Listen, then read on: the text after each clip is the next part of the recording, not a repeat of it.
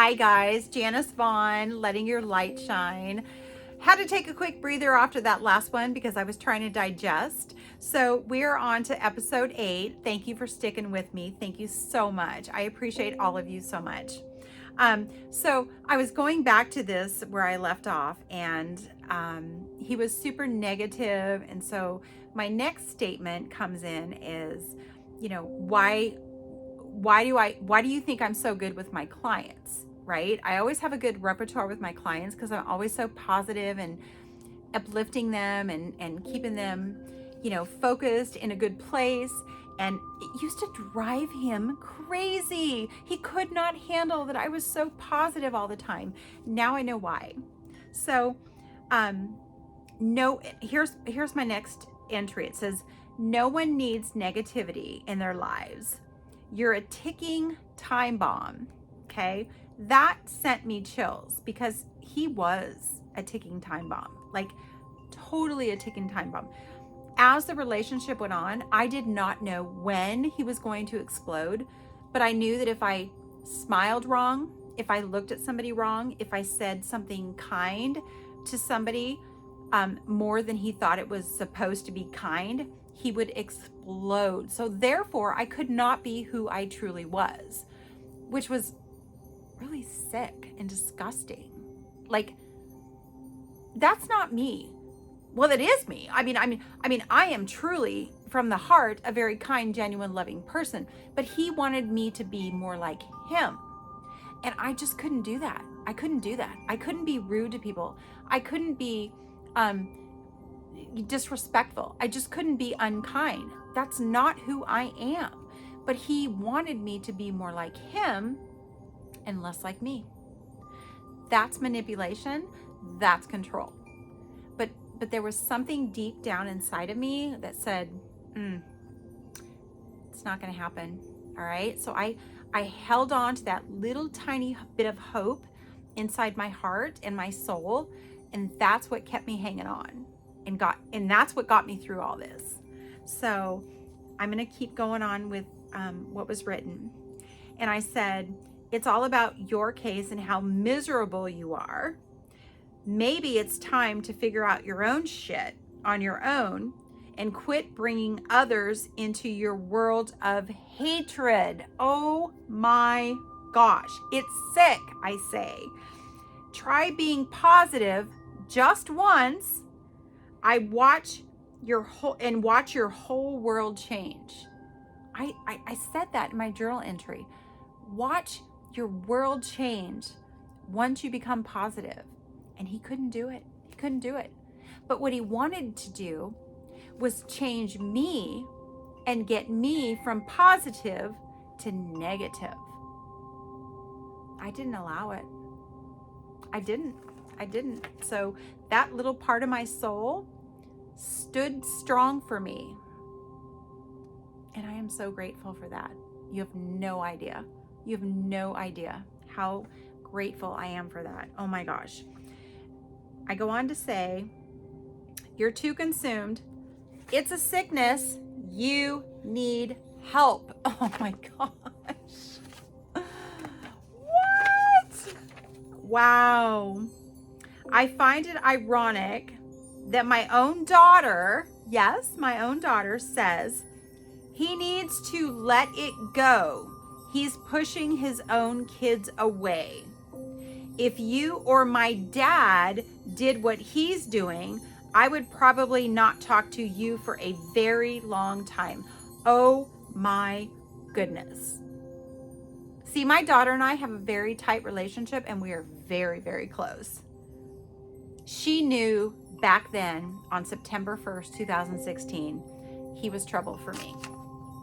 She didn't step in, and I respect that. I respect that with my whole heart.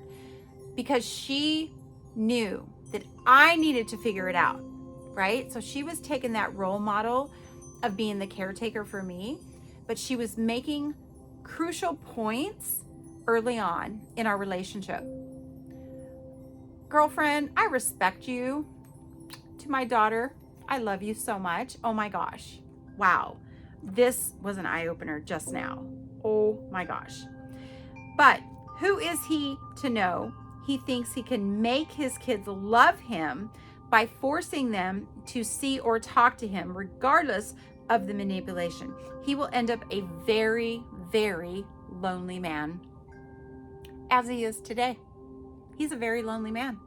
Apparently, he's living out of his car still, a year later, but, well, you know, that was his choice, not mine.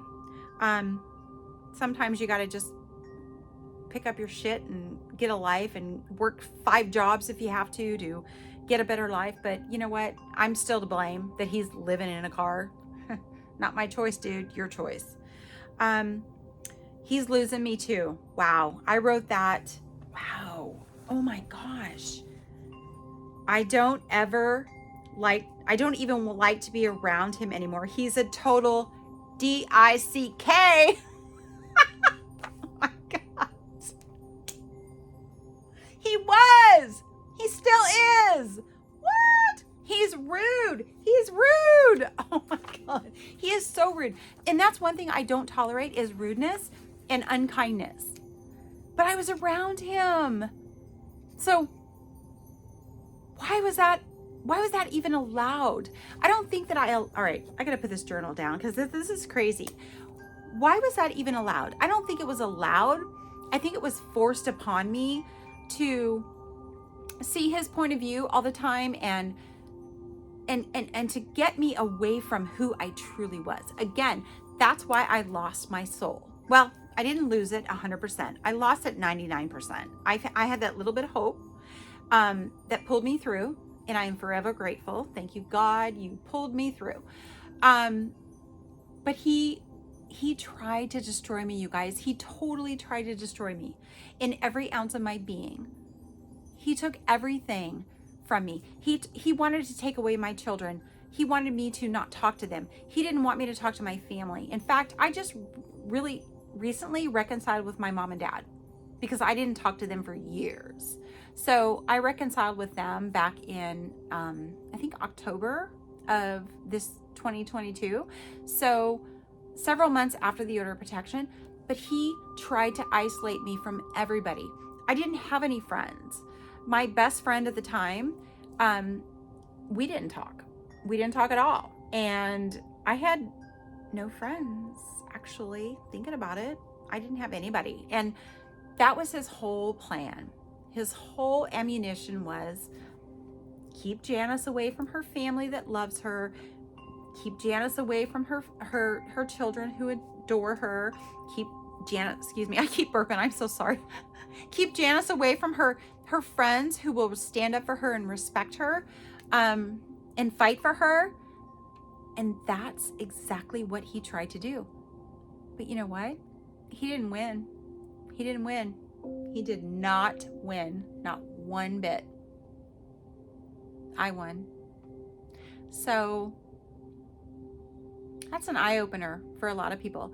If you are being isolated from family members and you're being told not to contact your mom, not to contact your best friend, not to contact your brother, your sister, your cousin, your aunt, whoever it is, call them anyway. I don't care if you have to leave and go to a payphone, if they even exist. I don't know. But you know what? Go to a friend, go to a stranger on the street and say, hey, I need to call my mom, because I guarantee that stranger will say, here's my phone. Okay? He tried to isolate me, and I'm not even halfway through this journal yet, but I had to stop and talk about that because that is their goal. If you don't have support and you don't have family members who know what's going on, they are in control. They're in total control. But when you start sharing your story, then your circle starts getting a little bit bigger and a little bit bigger and a little bit bigger. And then they start getting exposed, which is exactly what has happened here. All right. So I chose to stop staying in my tiny little bubble and start telling a little bit of people here and there. And you guys will hear my story about my best friend, Nick. He is the one that totally changed everything. All right. And he's the one that really, really helped me get out of this. But that is in future episodes that I will share with you. But please, please, please do not isolate yourself. If you feel like all you want to do is crawl into a bed and cry and put the pillows over your head and bury yourself in the covers, don't. Grab your cell phone, text somebody you have not spoken to in a very long time and say, help. That's it. That's it. That's all you got to do. All right? Because I guarantee you people will help. I will tell you, please message me. I will also help and I will get you the resources. Do not stay silent. All right? So I'm going to wrap up this episode. I'm going to pick it back up. Thank you guys for listening. I love your support. You all are amazing. And you too will get through this. All right? Much love, blessings, kindness, peace, and love. All right. Talk soon.